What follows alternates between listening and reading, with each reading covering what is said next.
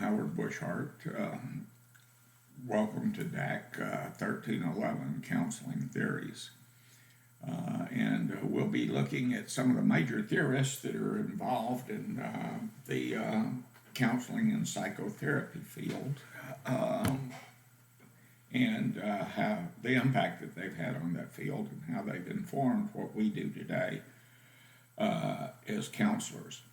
I'm also going to talk to you about what the course is going to be like, what you can expect of me, what I'll be expecting of you, so that we can all be on the same page this upcoming semester. And I'm looking forward to that. Right now, as I speak, everyone in this course has an A, and I'll be happy if at the end of the semester everyone in this course still has an A, and I want to talk to you a little bit about how to do that. I'm also going to share my screen with you so that you can look at the syllabus with me, and we'll talk about that for a while.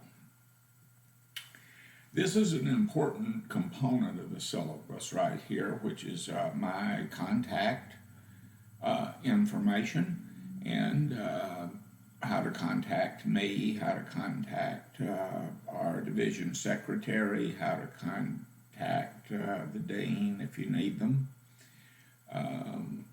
Your course information's here. A very brief course description. I like this because I wrote it. An examination of major theories and current treatment modalities in the field of counseling. That's basically what it is. You'll be looking to demonstrate some specific outcomes here. Identify major counseling theories, and there's Rogerian counseling, there's psychoanalysis, there's motivational interviewing, there's reality therapy, there's just tons of them, and we're going to look at them. You'll be able to define and explain techniques that are relevant to the various theories, things that the various theorists come up with as a way of delivering the services that their philosophy, that is underpinned by their philosophies. You'll identify major approaches to treatment, key theorists associated with each school of thought, from Freud right up to the postmodernists. Explain the LCDC scope of practice and how it limits addiction counselors in terms of practice, which is very important because we have a narrow field of focus. You'll be able to describe eclectic practice, what it is and what it looks like, and you'll identify how the theories are incorporated into that practice in day-to-day pursuit of the profession of chemical dependency counseling, or counseling individuals with substance use disorders is a better way of putting it. The only prerequisite is to be able to read at around a high school level here, which is, can be a little challenging. The textbook that we're using, The Theory and Practice of Counseling and Psychotherapy by Gerald Corey, is used as a textbook in master levels counseling courses for LPCs and what have you, and MSWs. But don't be put off by that. I'm not going to hold you to account to that level of expertise with this, but I'm going to speak to it as it relates to our particular focus in the field of substance abuse counseling. Here they describe technology, the things that are available to you as students at Lee College, and all kinds of assistance and things like that. And you can go through these links and peruse them at your leisure. All of our communications will be from Lee College to you and from you to me, will be done through your email accounts or in our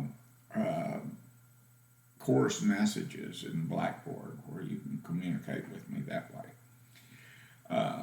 there's the textbook, and there's your textbooks are free this semester.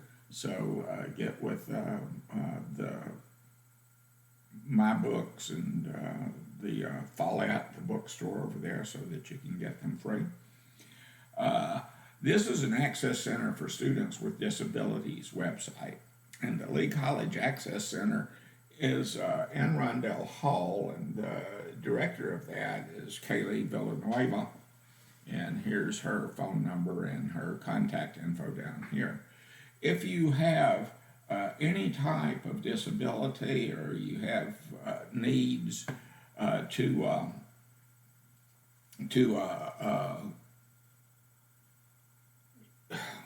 I'm losing my train of thoughts. If you have some type of disability, or if we have to make some types of accommodations for you, then we're more than happy to do that. But you'll have to start with Kaylee. She'll write me a letter telling me what I need to do for you, and if it's within my power, then I will do that or make it happen. Attendance policy. We are being asked to track attendance more than we have in the past.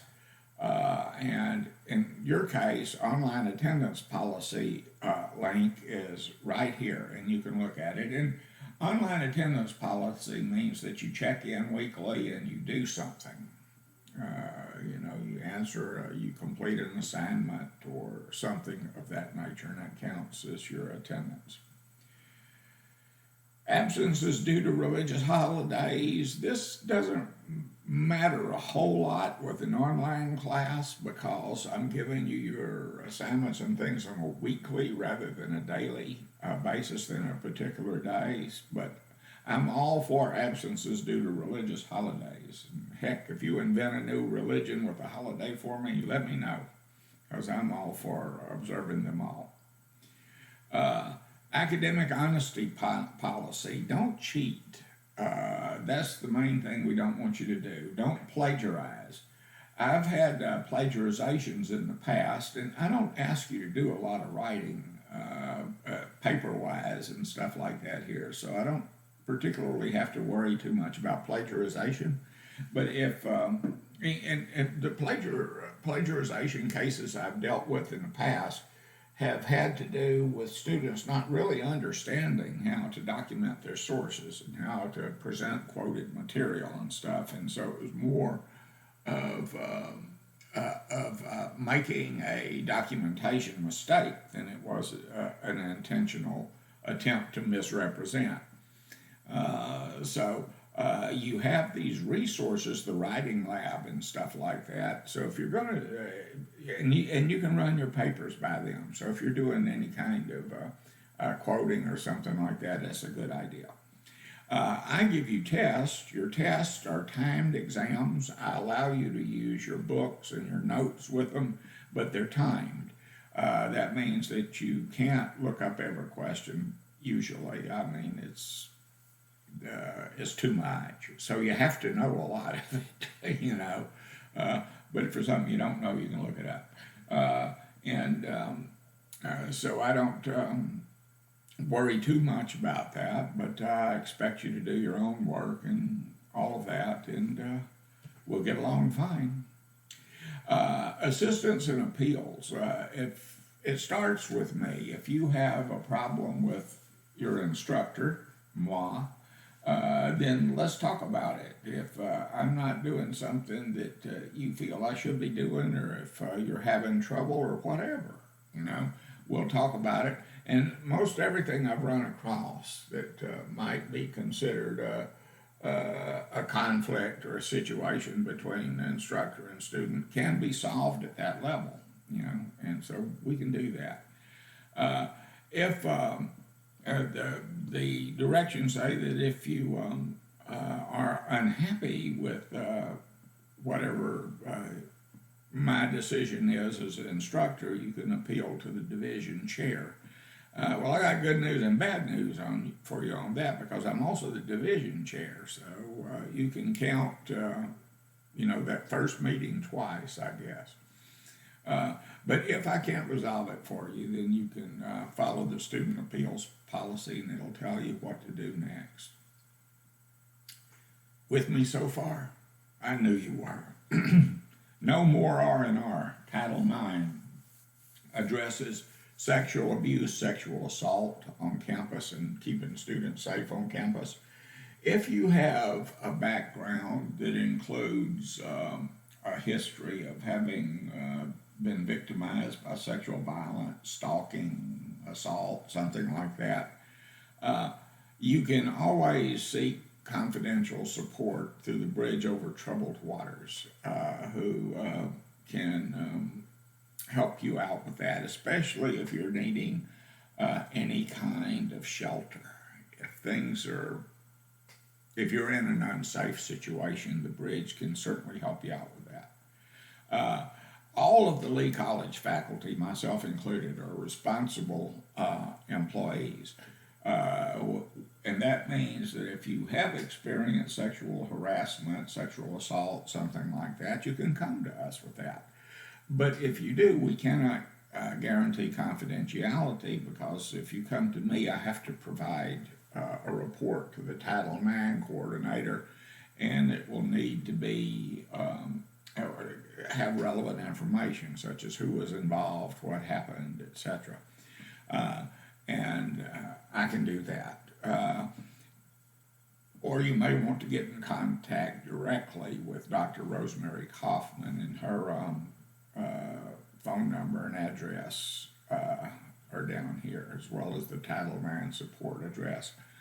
And she can direct you from there. So, but I do encourage you, if you have had this type of experience and we want to keep the campus safe for everyone, please do talk to someone, and we'll see what we can do to make things better here at Lee. Withdrawal drop policy. This is muy importante. This is very important. I do not do W's. Our policy is we don't drop students from classes with W's, with one exception. That's if someone's on our rolls, they haven't shown up, they haven't participated between the day classes start and the official day of records, we can drop them for non-attendance and put a W down there. If you come to class, if you participate in class, then you're an official, that's an official attendance. And my cat's commenting. That's an official attendance. And if you have an official attendance then, and you want to stop coming to class, it's up to you to get with admissions and records and officially drop the class. Otherwise, at the end of the semester, I have no choice but to give you whatever grade you got for that semester. And if you stop coming in January and don't do any of the work, I can pretty well assure you that in May, that would be an F. So if you want a W, then you need to initiate the withdrawal prior to April 8th, 2022, which is the last date to withdraw with no credit.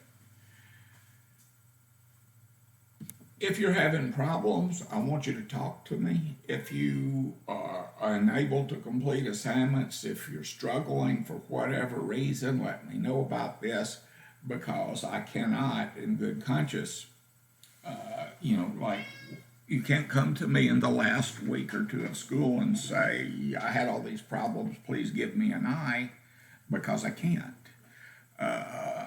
The I is reserved for people who have completed 75% or so of the work. I can fudge it a little, but around 75% of the work, and are passing it. And then something happens and they're unable to complete. They, lose their job, a death in the family, they get homeless, they go to jail, they, have a baby.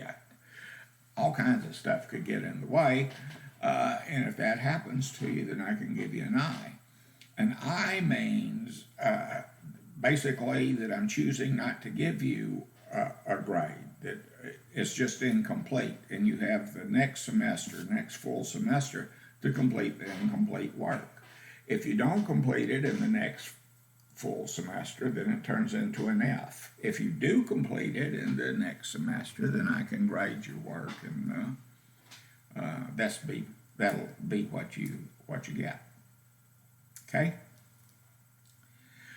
Resignation is complete withdrawal. If you're going to stop coming to school and all your classes, resign, withdraw from everything, and that's usually a no-fault situation, and you can come back again, whenever you've got whatever the problem was resolved, and continue what you're doing. Academic support referral. That's something that may happen if people are falling behind in their courses, they're not doing their work, they're not passing, their grades aren't up to snuff, whatever. My initial impulse, and what I tend to do first, is to contact you and say, we got a problem here, and what can we do to fix it? How can I help you? Which I don't mind doing. But you might also find yourself getting an academic support referral, where I send a report over to Rosemary, and she might wind up contacting you as well, or instead of, whichever. Grades and grade points. I want to talk about that very, very briefly.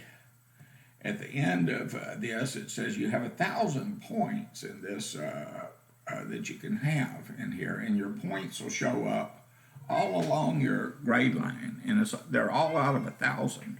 So if you see that you have 100 in your cumulative in your total, that's not a total 100% of your grades in general. That's just your points. So be on top of that, and make sure you get all your work done. And here's how I'm going to break them down. You're going to have 70% of your grades are going to be the exams. And that's not right. And it should be 15 and 15 instead of 25 and 25 on quizzes and assignments. I don't know how I missed that, but I did. Actually, I think I'm gonna refigure that. This will be 60% of your grade. That'll be 20, and this will be 20 for 100%. So stay on top of what you've got. Your assignments will be given. I'm not sure exactly what they'll be right now. I'm pretty sure what some of them are, but they'll be like homework assignments, or some of them will be like attend this presentation or attend this online training kind of thing that you'll get your points for. So we'll see them pop up as the semester goes along, and I'll stick them in your modules in whatever week that they take place. And I'll also give you a heads up on that in terms of announcements. Man, I forgot where I was. Oh, there I was. We talked about incompletes. So here we are. Like I said, this is the way it's going to shake out in this course. I'm going to divide all of your assignments and presentations, etc., into 2-week modules. So that module 1 is going to have the week of January 12th and the week of January 19th. And you're going to have 2 quizzes, and you may have some assignments. I'm not sure yet. I'm going to post lectures, and I may post other types of videos in there. I may post web links for you to read, depending. And some of those may have quizzes associated with them, so know that. Regardless of how many quizzes I give you, I'm only going to take the best 15 grades. So if I give you 26 quizzes, then I'm going to throw 9 of them out and just take the best 15, right? That'd be 9 or 11. Yeah. That'd be 6. Shows you my math skills. But anyway, I will take the best 15 out of that and average it. That would be 15%. The best 5 assignment grades, that will be 15%. And all 7 exam grades, that will be 70% or 60% rather, 60, 20, and 20. And here's how it shakes down with your grades, so that you'll know what's what. Normally, this is the spot where I ask people.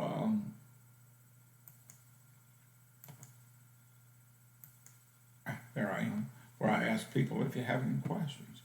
And if you do have any questions, please send them to me. I will be, updating some things as we go along. And speaking of that, when you look at these lectures or some of the other video things that are available to you as we go forward, you may notice that I look different in these presentations. And the reason I look different in these presentations is that this is within a 2-year span of recording, and beard length varies according to where I was at that particular time. So I'm happy to have you in class. I'm happy to be here with you. I hope you have great success in here, learn a lot, and go out there in the world and tear them up as licensed chemical dependency counselors.